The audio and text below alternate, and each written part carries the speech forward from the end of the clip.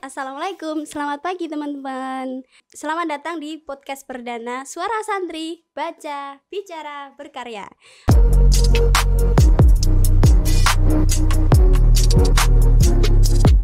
Oke, seperti yang sudah kita ketahui, pada tanggal 22 Oktober lalu, kita sudah memperingati hari kita, yaitu Hari Santri Nasional.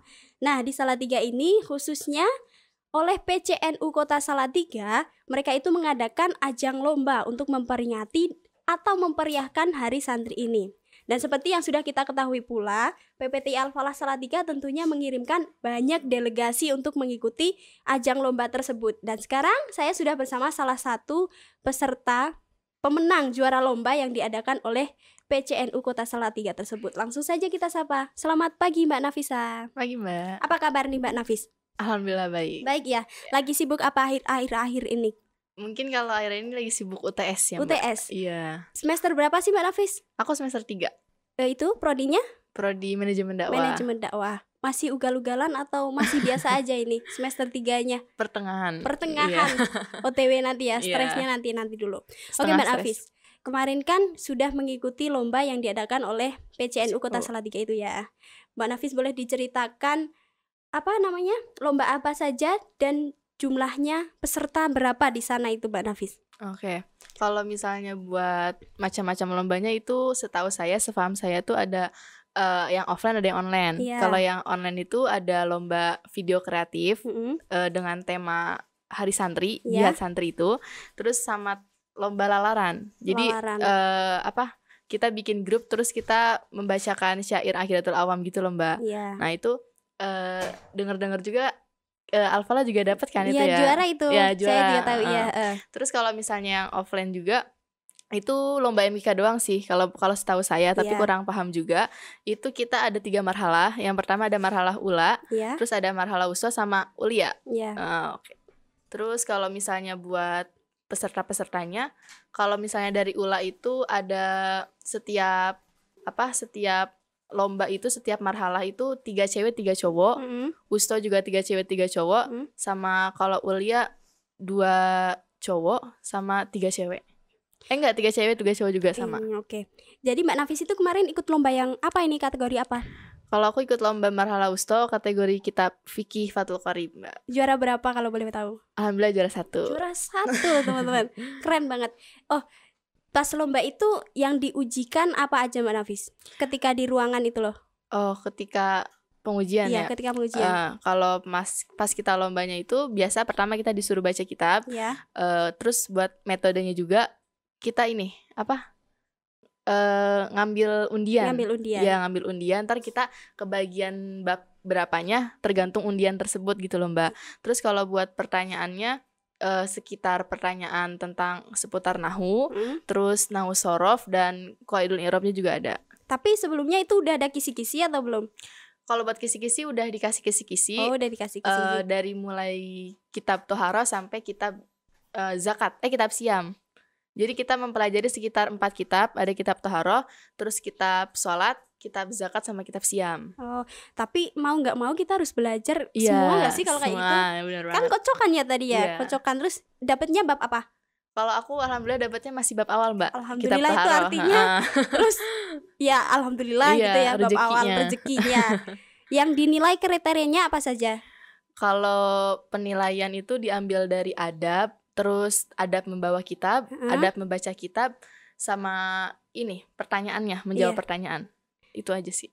Oh, berarti itu di ruangan kamu sendiri gitu ya? Terus ada juri banyak gitu atau gimana? Jurinya 2 orang doang. 2 orang. Kayak sidang munakosyah gitu loh Mbak. Takut banget kalau aku sih. Iya, deg-degan gitu. Deg-degan. Tapi alhamdulillah juga jurinya santai gitu loh Mbak. Gak bikin tegang gitu loh.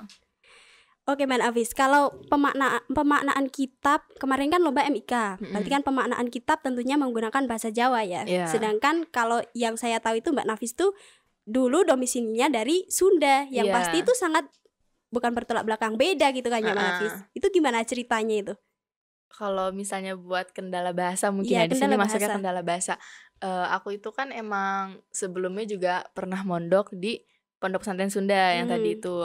Nah, ketika aku nyampe ke sini, mungkin kayak pertama kali ngedenger bahasa Jawa di sini tuh aneh gitu loh, Mbak. emang aku sering ngedengar orang tua kebetulan orang Jawa juga kan. Nah, mereka juga kadang-kadang di rumah ngomong Jawa tapi bahasa Jawa biasa, bukan Jawa kromo. Jadi ketika aku datang ke sini kan, kalau di sini kan membudayakan bahasa kromo. Sedangkan itu asing di telinga aku gitu. Jadi aku mungkin pertama-tama kayak rada bingung gitu, kayak ini kira-kira aku bisa gak ya bahasa Jawa kayak orang-orang gitu loh, bisa gak sih aku adaptasi sama kitab-kitabnya gitu loh. Terus akhirnya minta bantuan lah sama mbak-mbak yang lain juga, mbak-mbak mungkin yang udah bisa lah buat belajar gitu ya. Akhirnya dikasih kisi-kisi, kayak dikasih rumus-rumus pegon Jawa, terus dikasih kamus-kamus bahasa Jawa gitu. Terus emang aku juga sering ngedenger orang-orang ngomong Jawa gitu. Jadi alhamdulillah itu tuh, dengan cara itu tuh mempermudah pelajaran aku buat memperdalami bahasa Jawa gitu. Jadi mungkin emang awalnya kayak kita harus terbiasa dulu gitu. Terbiasa ya. Dulu ini orang tuanya Mbak Nafis emang asli Sunda atau dari Jawa? Kok bisa Mbak Nafis bisa sampai Salatiga gitu loh maksudnya? Kebetulan orang tua Jawa dua-duanya Mbak. Jawa dua-duanya. Oh. Kalau bapak asli Sragen, kalau ibu itu dia lahir di Jakarta tapi sempat domisili di Salatiga, di Tingkir. Tapi tetap bahasanya tetap Sunda ya, Nyunda ya. Oh, Betawi. Boleh diberi contoh ini? Oh, Betawi. Iya, kalau aku Betawi, kalau tinggal mah aku bahasa Betawi, tapi kalau mondok Sunda. Jadi bisa 3 bahasa gitu. Wah, keren banget. Itu Mbak Nafis, aku penasaran gimana sih contoh, kalau di sini kan memaknai utawi ya utawi. Kalau di bahasa sana gimana Mbak Nafis? Contoh diberi contoh aja. Contohnya mungkin lafadz faslun ya. Kalau faslun kan di sini utawi, iku iki, ono fasal suwiji. Karena kalau di Sunda tuh ari ieu eta hiji fasal. Lucu gitu. Gak sih teman? Lucu banget ya. Lucu banget. Terus jadi, apa lagi? Coba lagi. Mungkin ada beberapa konteks bahasa yang sama. Kayak misalnya di sini ada pirang-pirang, di sana juga ada pirang-pirang gitu. Mungkin kalau yang berbeda itu ari. Kalau ari kan di sini ari, di sana ari, di sini utawi. Terus kalau di sini iku, di sana eta, khobar eta. Terus kalau misalnya di sini kang, di sono anu. Gitu. Anu. Bukan kang sama mbak gitu ya.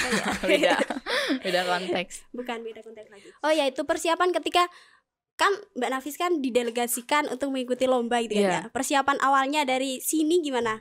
Persiapan awal, mungkin kalau misalnya ngomongin persiapan, kita siap nggak siap harus siap gitu kan ya, kita pakai moto itu. Awalnya kan emang aku juga nggak kepikiran bakal dijadiin delegasi kan, soalnya emang itu tuh pemberitahuannya dadakan gitu ke akunya, dadakan.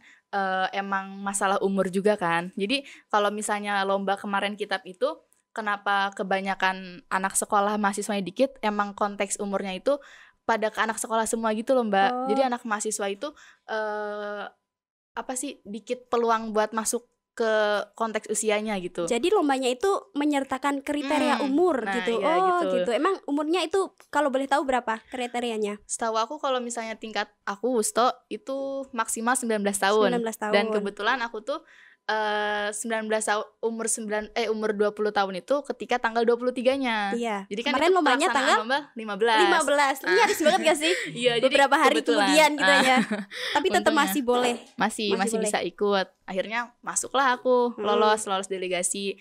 Dan kalau buat prosesnya mungkin lebih ke ini, kurang pembina gitu loh Mbak. Jadi kan kalau misalnya peserta yang lain tuh punya guru tetap. Jadi mereka itu setiap malam itu, setiap selesai ngaji biasa, ngaji umum gitu, mereka nanti belajar sama guru masing-masing, entah di kamar atau di madin gitu ya. Sedangkan aku belum dapat gurunya gitu. Soalnya kan emang kebetulan guru-gurunya tuh udah punya kesibukan masing-masing. Jadi mau nggak mau kita harus belajar sendiri dulu gitu.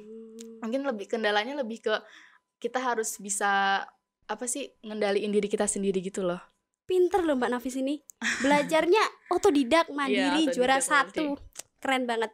Kendalanya selain tadi, kendala utama kan di bahasa ya. Kendala selain bahasa ada nggak? Di sana ada kayak ngerasa grogi atau ngerasa kayak ternyata ini aku salah tapi enggak nih, kan juara 1 ya? Atau apa kendala apapun dah?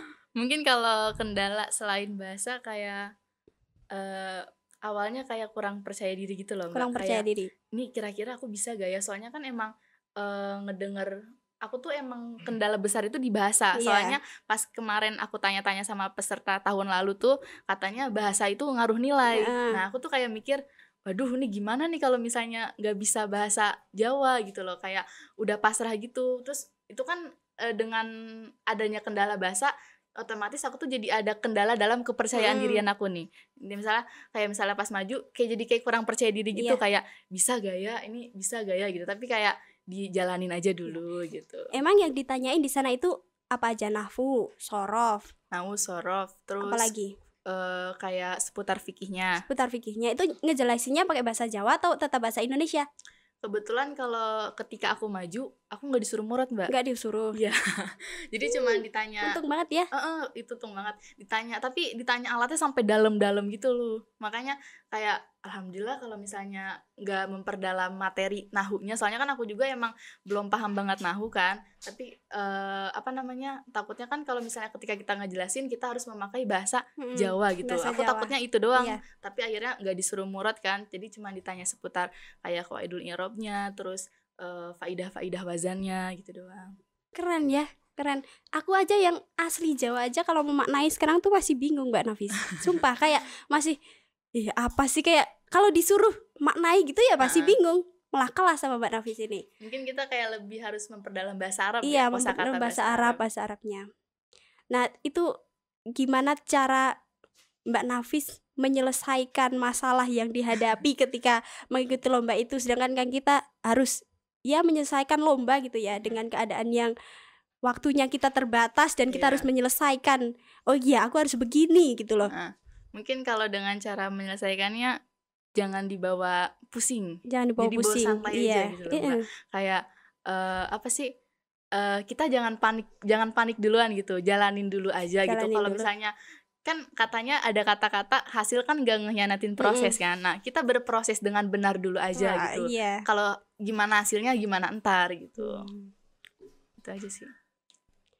Oke Mbak Nafis, boleh dong kasih kita sedikit motivasi biar teman-teman tuh juga tergerak gitu loh, artinya biar semangat belajarnya tuh tinggi kayak Mbak Nafis yang belajar otodidak aja dia bisa meraih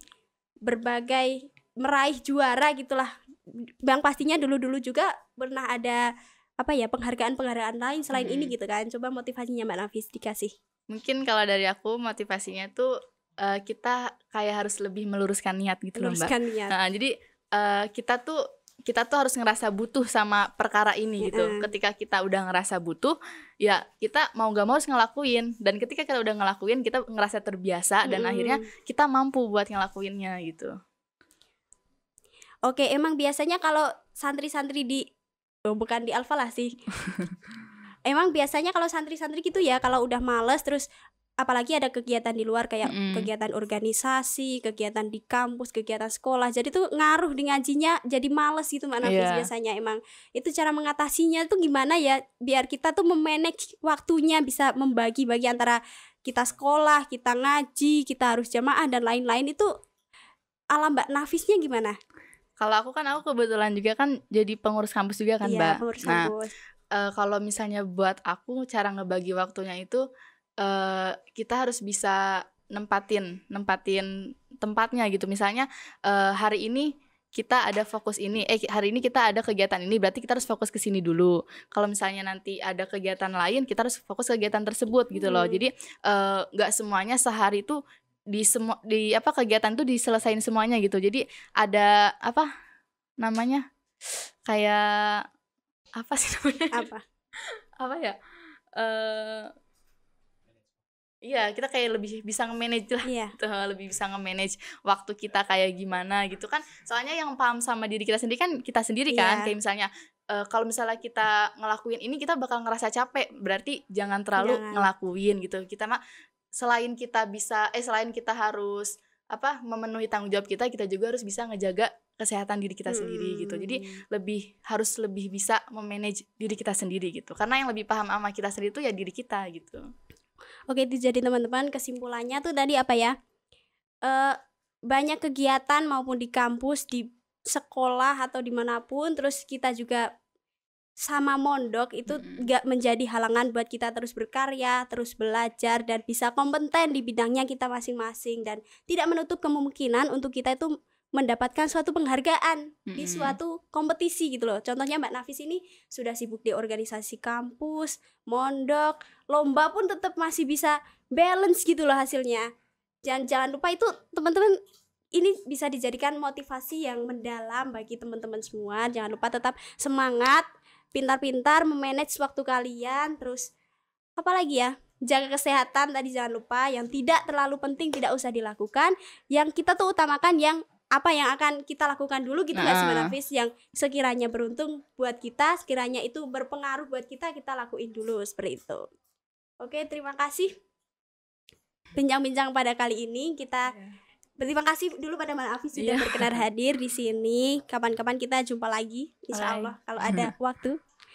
Oke, sekian podcast perdana Suara Santri pada kali ini. Kita akhiri dengan baca alhamdulillah. Alhamdulillahirobbilalamin. Oke, kita akhiri. Wassalamualaikum warahmatullahi wabarakatuh. Waalaikumsalam.